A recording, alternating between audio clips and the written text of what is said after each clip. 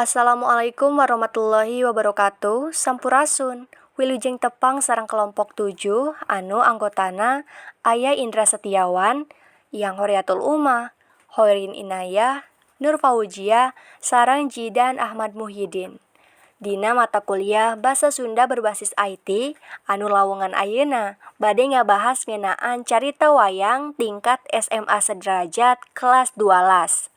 Anu KIKD-na, Kaina menganalisis isi, struktur, dan aspek kebahasaan petikan cerita wayang.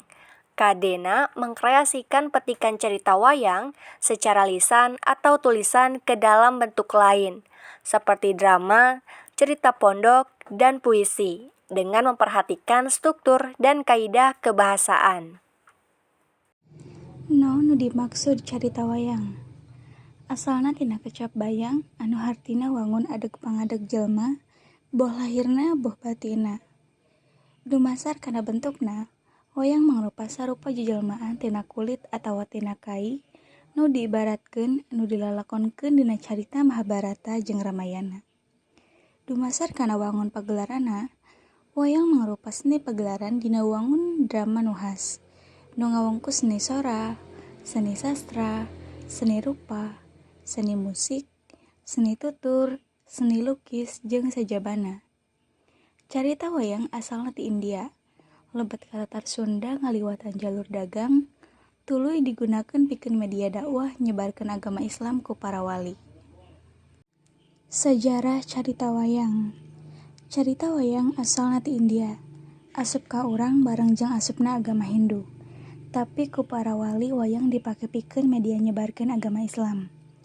Di Tatar Sunda sorangan, wayang mimiti sumebar secara lisan, laju ditarulis dina naskah kuno jeung wawacan. Mimiti aya pagelaran teh pagelaran wayang kulit lantaran aya pangaruh ti Jawa. Satuluyna urang Sunda nyiptakeun wayang golek nu populer tur pada mikaresep nepi ka kiwari. Anu sok ngalalakonkeun wayang disebut dalang. Dina sejarah padalangan Sunda, carita wayang ngaliwatan pagelaran wayang golek teh rea dipopulerkeun ku dalang sohor. Di antarana Partaswanda nu mimiti nyiptakeun wayang golek modern. Abeng Sunaria naratas dinasti Giriharja anu akhirna ngalahirkeun dalang-dalang sohor. Sapertos Cecep Supriyadi, Ade Kosasih Sunaria, Dede Amung Sutaria, Asep Sunandar Sunaria, anu kacatet minangka dalang pangsohorna nepi ka mancanagara jeung rea-rea deui. Salajengna, aya bedana carita wayang Sunda jeung carita wayang India. Sunda. Hiji, aya tokoh punakawan Cepot, Semar, Dewala Gareng. Nu kadua, Drupadi henteu poliandri. Nu katilu, Srikandi awewe geulis. Nu kaopat, Dorna tokoh anu jahat. Kalima, Gatot Kaca tokoh penting. B. India. Hiji, teu aya tokoh punakawan. Nu kadua, Drupadi poliandri. Nu katilu, Srikandi lain awewe. Nu kaopat, Dorna tokoh anu bager. Nu kalima, Gatot Kaca lain tokoh penting.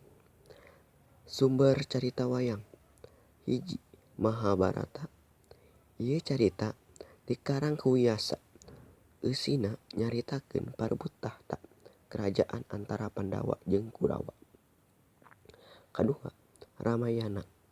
Ieu carita dikarang ku Walmiki. Eusina nyaritakeun cinta segitiga antara Rama, Sinta, jeung Rahwana. Carita ngeunaan epik Mahabharata. Ieu carita teh nyaritakeun Baratayuda anu hartina perang Brata. Nyaeta perang sadulur antara Teurebrata, Pandawa, jeung Kurawa. Perangna teh lantaran marebutkeun tahta karajaan Astinapura, warisan ti luluhurna. Pandawa teh para putra Pandudewanata, raina Prabu Destarasta. Ari Kurawa mah para putra Destarasta ti Dewi Gandari. Nalika Prabu Pandu pupus, palaputrana teh teu acan sawawa atanapi henteu acan dewasa. Kukituna tahta karajaan dicepeng ku Prabu Destarasta. Tapi nalika putra Pandu geus sawawa, karajaan teh kalah dipasrahkeun ka anakna Prabu Destarasta, nyaeta Duryudana. Pala putra Pandu terus-terusan dilicikan tepi kakudu hirup kata langsara di leuweung. Sabada di leuweung, Pandawa balik deui ka Astinapura rek menta sabagian jagara saperti nu dijanjikeun ku Duryudana. Tapi Duryudana jalir janji nu antukna lumangsung perang sadulur di Kurusetra. Balad Pandawa dibantuan ku Batara Kresna. Balad Kurawa eleh nepi ka tumpurna. Antukna Prabu Yudhistira mimpin karajaan Astinapura. Tah jadi cindekna dina epik Mahabharata mah anu nyekel keadilan teh Pandawa, di antarana aya Yudhistira, Bima, Arjuna, Nakula jeung Sadewa. Ari nu murkana nyaeta Kurawa. Epik Ramayana ieu teh nyaritakeun lalampahan Rama salaku Raja Ayoda dina hiji mangsa nalika Rama, Dewi Sinta jeung Laksamana keur lalampahan di leuweung, Rahwana nyieun tipuan pikeun nyulik Dewi Sinta. Dewi Sinta diculik ku Rahwana, tuluy dibawa ka Alengka. Rama kacida murkana tuluy ngutus Anoman ka Alengka. Anoman bisa kabur bari ngaduruk Alengka kusabab Rahwana keukeuh embung mulangkeun Sinta. Antukna Rama nyerang ka Alengka dibantuan ku pasukan Wanara monyet. Ti Kiskenda. Kabeh pangagung Alengka palasrah ka asup Rahwana. Jadi bias dicindekeun yen dina epik Ramayana eusina nyaritakeun cinta segitiga antara Rama, Sinta jeung Rahwana. Anu nyekel keadilan teh aya di Batara Rama. Ari anu murka aya di Prabu Rahwana. Unsur carita wayang, jejer atawa tema. Jejer teh inti ti awal nepi ka akhir carita. Dina carita wayang salian ti jejer utama oge aya jejer atawa tema. Dina unggal sempolan caritana anu dibedakeun jadi sabaraha episode eta. Palaku jeung watak atawa tokoh jeung karakter. Jelma anu ngalakonan dina hiji carita bisa katitenan yen aya palaku nu kaasup kana kategori palaku anu watakna nyekel keadilan sarta aya nu watakna atawa pasipatanna teh kaasup kana palaku anu sifatna murka. Salajengna nyaeta latar. Latar mangrupa gambaran lingkungan, waktu jeung suasana anu ngadasaran lumangsungna hiji kajadian dina carita. Lajeng aya unsur carita wayang deui. Aya galur. Galur mangrupa runtuyan kajadian anu lumangsung ti awal nepi ka akhir. Galur dina carita wayang mah kaasup kana galur maju atawa merele lantaran nyaritakeun runtuyan kajadian ka hareup. Bari tanolah deui kana mangsa nu geus kaliwatan. Salajengna puseur sawangan. Puseur sawangan teh tilikan carita upamana dina carita atawa novel mah geuning sok aya sudut pandang orang pertama atawa nu katilu. Tah bedana dina carita wayang mah pangarang atawa dalang teh saukur nyaritakeun palaku-palaku carita sok disebut oge gaya ngadalang. Salajengna amanat. Amanat teh pesen anu hayang ditepikeun ku dalang ngaliwatan carita wayang nu dipagelarkeun ku audiens. Dina carita wayang amanat teh bau nu hade, bau nu goreng kagambar dina gemblengna carita. Istilah dina pagelaran wayang. Benda hidup kahiji dalang. Dalang nyaeta jalma nu nyaritakeun jeung ngigeunkeun wayang. Salajengna warangga, jalma nu ngahaleuangkeun lagu Jawa pangiring pawayangan.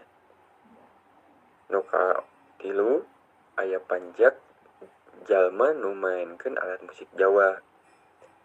Nu kaopat aya penyimping, jalma nu ngabantosan nyiapkeun wayang pikeun diigeulkeun.